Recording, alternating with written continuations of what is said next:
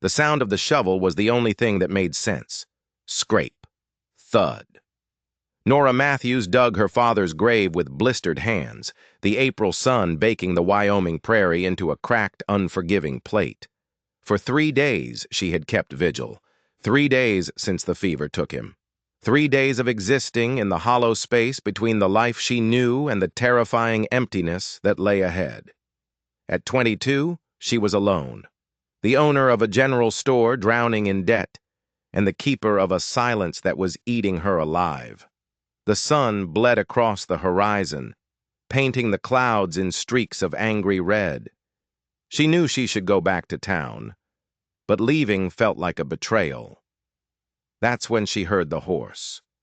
A lone rider appeared on the ridge, a dark silhouette against the dying sun.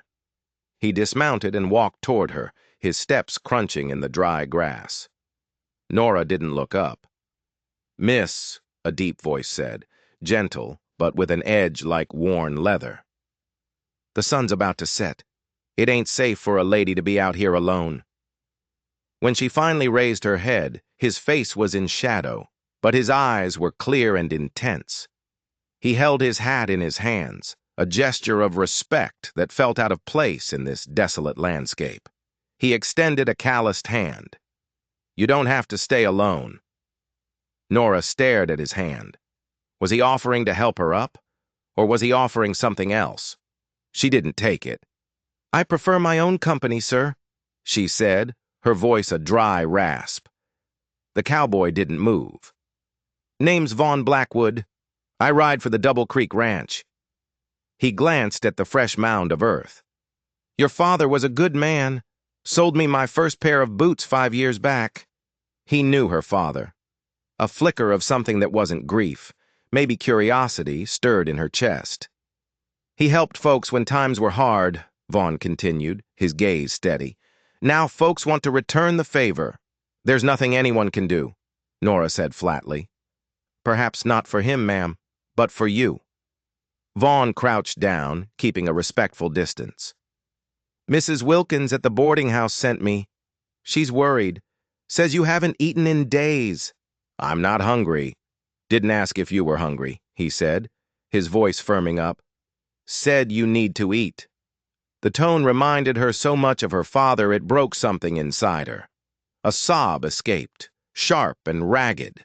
The grief she'd held back for 3 days came rushing out, and she buried her face in her hands, her shoulders shaking. Vaughn didn't touch her. He just sat there, a silent, solid presence in the growing darkness. "I don't know what to do," she finally whispered into the space between them. "The store has debts. There are doctor's bills." "One thing at a time," Vaughn said, his voice soft again. "First we get you back to town." He offered his hand again. This time she took it. His grip was warm and strong. He helped her to her feet, steadying her when she swayed. He led her to his horse and, with surprising grace, lifted her into the saddle.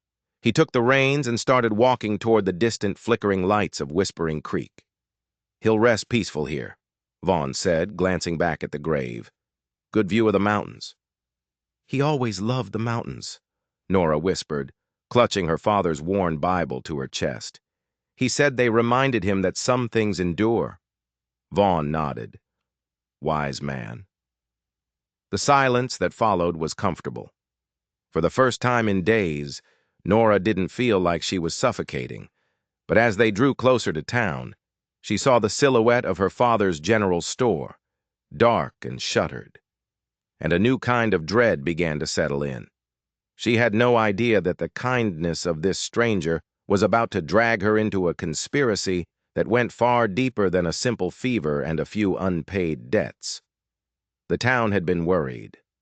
Mrs. Wilkins, the plump widow who ran the boarding house, swept Nora into a hug that smelled of flour and concern.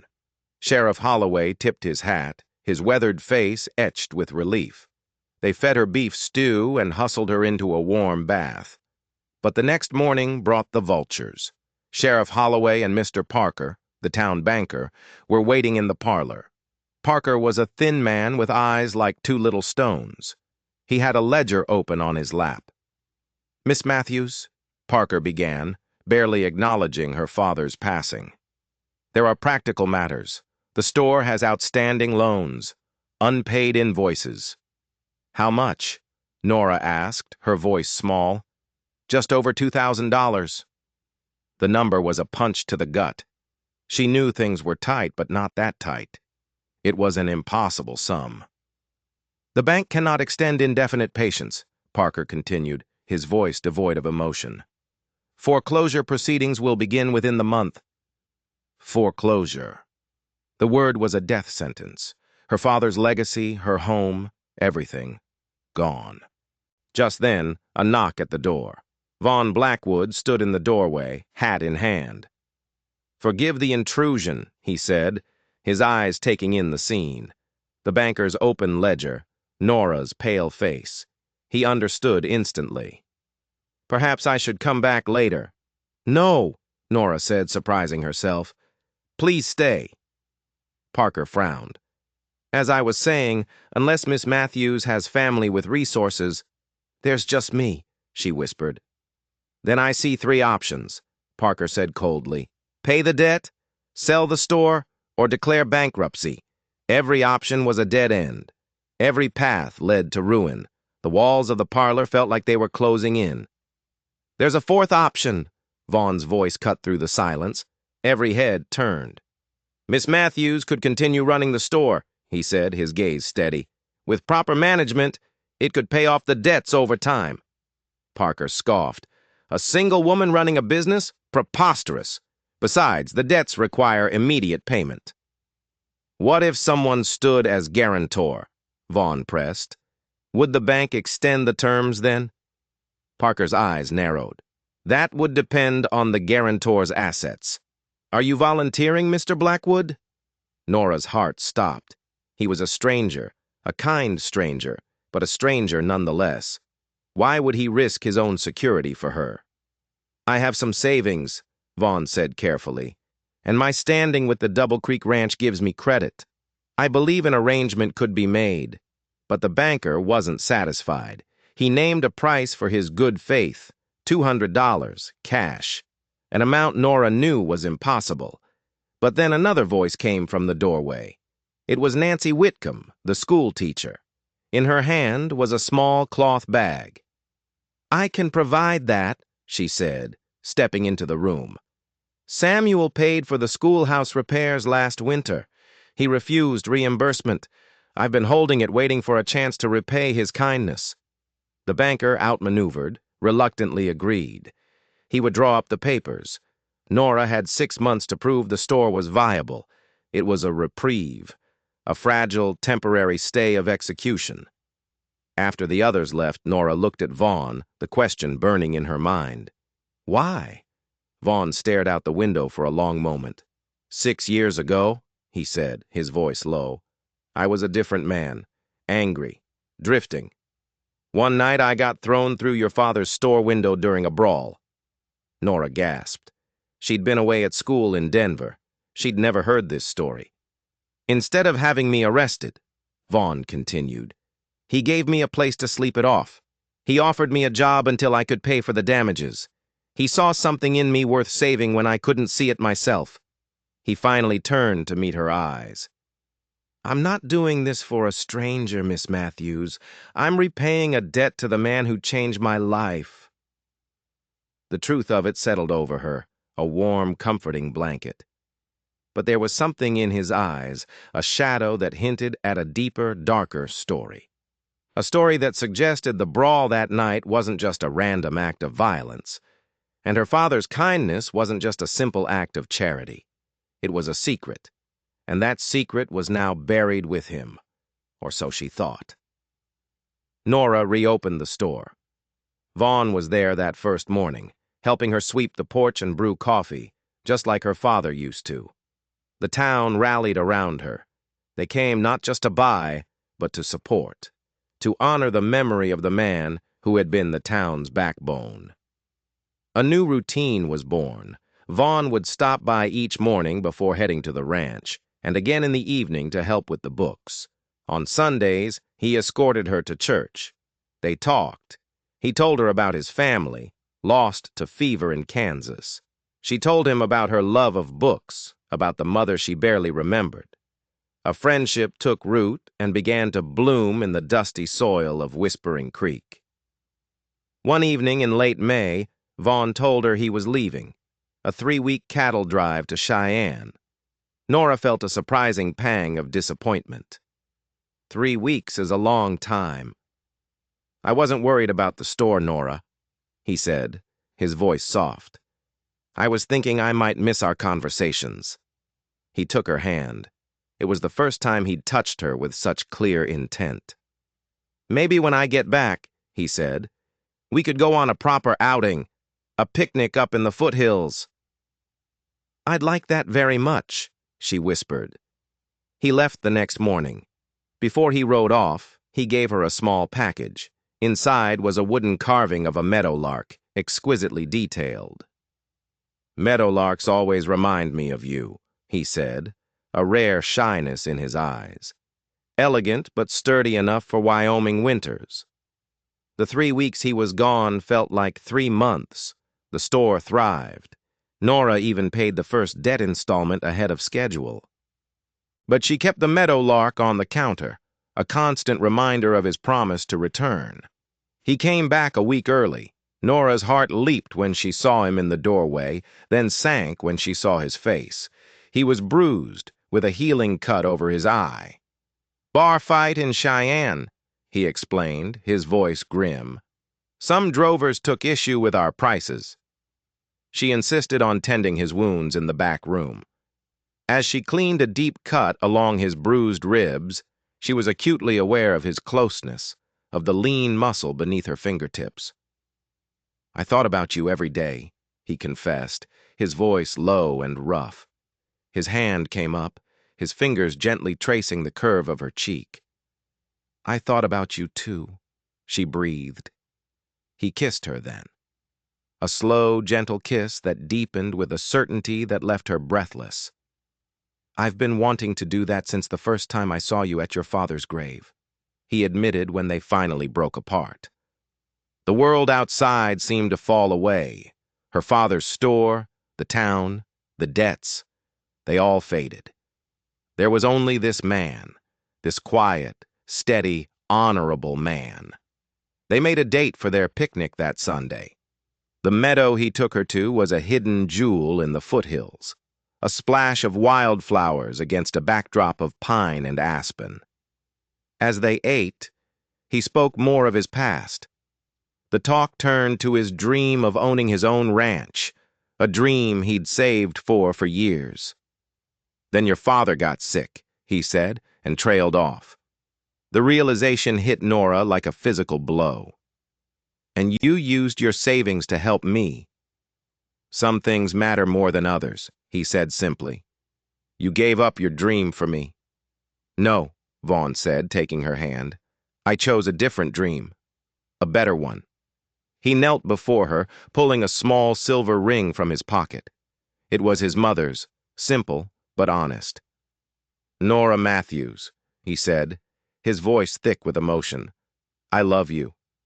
Will you be my wife? Tears streamed down her face as she whispered the only word that mattered. Yes. But their happiness was a fragile thing. As they rode back to town, Nora had no idea that the simple brawl Vaughn had described in Cheyenne was a lie. It wasn't a random fight over cattle prices. It was a targeted attack. And the men who had beaten him weren't just angry drovers. They were men sent with a message that had everything to do with her, her father, and a secret worth killing for. Their engagement was the talk of the town. A wedding was planned for August. Vaughn moved his things from the ranch bunkhouse to the boarding house, and they spent their evenings on the porch, planning a future that felt as bright and boundless as the Wyoming sky. But a shadow was creeping toward them from Cheyenne, a shadow from Vaughn's past, and from her father's. A week before the wedding, a stranger rode into Whispering Creek. He was dressed in a fine suit that was out of place in the dusty town, and his eyes were cold and watchful. He took a room at the hotel and spent his days observing the town, his attention fixed on the general store. And on Nora. Vaughn noticed him immediately. He saw the way the stranger watched Nora, the way his hand never strayed far from the bulge of the pistol under his coat. "Who is he?" Nora asked, an uneasy feeling stirring within her. "Trouble," Vaughn said, his voice grim. "Stay in the store. Lock the door." Vaughn confronted the man in the street. Their conversation was low and tense. Nora watched from the window, her heart pounding. She couldn't hear their words, but she saw the stranger's sneer, and she saw the cold fury that settled on Vaughn's face. The stranger left town as quietly as he had arrived, but the peace was shattered. "What did he want?" Nora demanded when Vaughn returned. Vaughn's face was pale. "He was a messenger. From a man named Silas Kane." The name meant nothing to Nora. "Kane was my commanding officer in the war," Vaughn explained, his voice tight. "Afterward, we rode together for a while. Not on the right side of the law." The confession hung between them.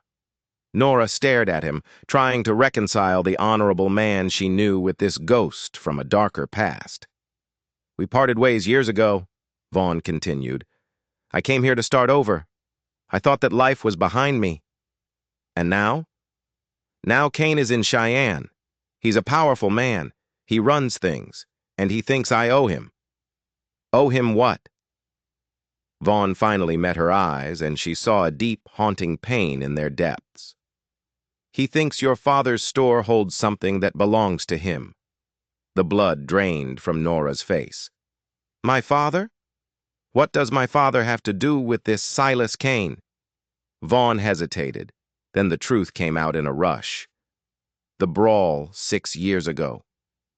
It wasn't random. I was working for Kane then. We were supposed to rob the freight office. Your father overheard our plans. He tried to stop me. That's how I ended up going through his window." The story was a nightmare. "Instead of turning me in," Vaughn whispered, "he talked to me all night, about honor, about second chances. He offered me a way out, a job, a new life. In return, I gave him the evidence I had against Kane. Ledgers, documents, enough to put him away for a long time. So my father, he hid the evidence," Vaughn finished. "Somewhere in the store. He was waiting for the right time to use it, a time when Kane wouldn't be able to retaliate against the town. But then the fever. Now it all made sense. The impossible debts. The bankers' pressure. They weren't just after the store. They were after the evidence hidden within it. Her father hadn't died of a simple fever. He had been a threat." "They killed him, didn't they?" she whispered, the horrifying truth settling over her. "Parker, the banker. He works for Kane. They found out my father was sick, and they let him die. They thought with him gone, they could just foreclose and find what they were looking for." Vaughn nodded, his face grim. "And now Kane knows I'm here. He knows I'm with you. He sent that man to make me an offer. Turn over the evidence, and he'll let us live. Refuse, and he'll burn this town to the ground to get it." The wedding was off. Instead of preparing for a celebration, they were preparing for a war. They searched the store frantically, tearing through her father's old office, prying up floorboards, looking for the hidden documents. But Samuel Matthews had hidden his secret well. "We have to find it before they get here," Nora said, her hands covered in dust. "They're not waiting, Nora," Vaughn said, looking out the window. A dozen riders were cresting the ridge, Kane's private army. They didn't have days, they had minutes. "They'll tear this place apart," Nora said, panic rising. "Let them," Vaughn said, his eyes suddenly clear with a desperate idea. He grabbed the wooden meadowlark from the counter. He pried at the base. It came loose, revealing a small, hollow compartment. It was empty. "What is it?" she asked. "Your father was a clever man," Vaughn said, a grim smile on his face. He wouldn't have hidden the proof. He would have hidden the key to the proof. He looked around the store, his eyes scanning every object. His gaze landed on the old family Bible, the one Nora had placed on her father's grave, the one Vaughn had brought back for her. He snatched it from the shelf where she'd placed it. He ran his thumb along the worn leather cover, feeling for an imperfection. He found it near the spine, a small lump. With his knife, he carefully sliced the leather. Inside, nestled in a small cutout in the cover's thick board, was a single, ornate brass key. At that moment, the front door of the store splintered, kicked in by a heavy boot. Silas Kane stood there, a cruel smile on his face, flanked by his hired guns. Well, well, Kane sneered. A family reunion. Hand over the key, Blackwood, and the girl. I believe I'll be taking her as compensation for all my trouble. The final battle for Whispering Creek had begun. The key isn't here, Vaughn lied, stepping in front of Nora, shielding her with his body. The brass key was a hard lump in his pocket. Silas Kane laughed, a cold, empty sound. Don't play games with me, Vaughn. I know Samuel. He wasn't a man for banks. He kept everything close. And that store is a treasure chest. His eyes roamed over Nora, greedy and possessive. And it seems he left behind his most valuable treasure of all. You'll have to kill me first, Vaughn said, his voice a low growl. That can be arranged, Kane replied, raising his pistol. But before he could fire, a shot exploded from the back of the store. Sheriff Holloway, who had been alerted by Mrs. Wilkins, stood in the doorway of the storeroom, his own pistol smoking. "Drop it, Kane!" the sheriff roared. "This is a lawful town!" Kane's men reacted instantly, turning to fire on the sheriff. The store erupted in a chaos of shattering glass and splintering wood. Vaughn shoved Nora to the floor behind the heavy oak counter, then drew his own weapon. It was a brutal, close-quarters gunfight. The townsfolk, hearing the shots, came running, armed with whatever they could find. Hunting rifles, shotguns, even pitchforks. They weren't fighters, but they were defending their home. Nora, huddled behind the counter, saw Kane moving through the smoke, his eyes fixed on Vaughn. Kane knew this wasn't about money anymore. It was about silencing the past. As Vaughn reloaded, Kane lunged, not with his gun, but with a long knife he pulled from his boot. He tackled Vaughn, and the two men crashed to the floor, wrestling for control of the blade. Nora saw her chance. She grabbed a heavy cast-iron skillet from a shelf and, with a desperate cry, brought it down hard on the back of Kane's head. He slumped, stunned, giving Vaughn the opening he needed. Vaughn threw the man off him and got to his feet just as Parker, the banker, ran in, his face a mask of panic. "It's over, Kane!" Parker shrieked, seeing his boss was beaten. "Tell them I was forced into it!" Kane, staggering to his feet, just laughed, a wild, crazed sound. "If I'm going down, I'm taking you all with me." He grabbed a lantern from a hook and hurled it into a display of cotton fabrics. The material ignited instantly. Flames roared up the shelves, spreading with terrifying speed. "The store's on fire!" someone screamed. The firefight turned into a desperate evacuation. Vaughn grabbed Nora's hand. "We have to get out." They stumbled out into the street, choking on the thick black smoke. The general store, her father's legacy, was being consumed by a raging inferno, but the battle was won. Kane and his surviving men, including Parker, were rounded up by the sheriff and his impromptu posse. As they watched the building burn, Vaughn pulled her close. "I'm sorry, Nora, about the store." Nora looked at the flames, then at the man beside her, and at the faces of the townsfolk who had risked their lives for them. "It's just a building," she said, her voice filled with a new, hard-won clarity. "We'll rebuild, together." He pulled the brass key from his pocket. "What do you suppose this opens?" Nora thought for a moment, her mind racing through every detail of the store. "The old clock," she said suddenly. "My grandfather's clock. My father never let anyone touch it. After the fire was out, they found the clock, charred but intact. The key fit. A false back opened, revealing a hidden compartment. Inside was a ledger, Kane's ledger, detailing years of crime, extortion, and murder. The evidence her father had died to protect. 6 months later, Nora and Vaughn stood on the porch of their new home, built on the lot where the old store had been. Next to it stood the new Blackwoods General Store, bigger and better than before, built with the help of the whole town. Nora, now Vaughn's wife and expecting their first child, held a small carved meadowlark in her hand. "Your father would be proud," Vaughn said, his arm around her. "He'd be proud of both of us," she replied, leaning her head against his shoulder. The ghosts of the past had finally been laid to rest. In the ashes of grief and conspiracy, they had found not just justice but love. And in the heart of Whispering Creek, they had built a future that would endure. If you enjoyed this story of love, loss, and frontier justice, there's another video on your screen right now that you won't want to miss. It's an unforgettable tale of courage and destiny colliding in ways you never expected.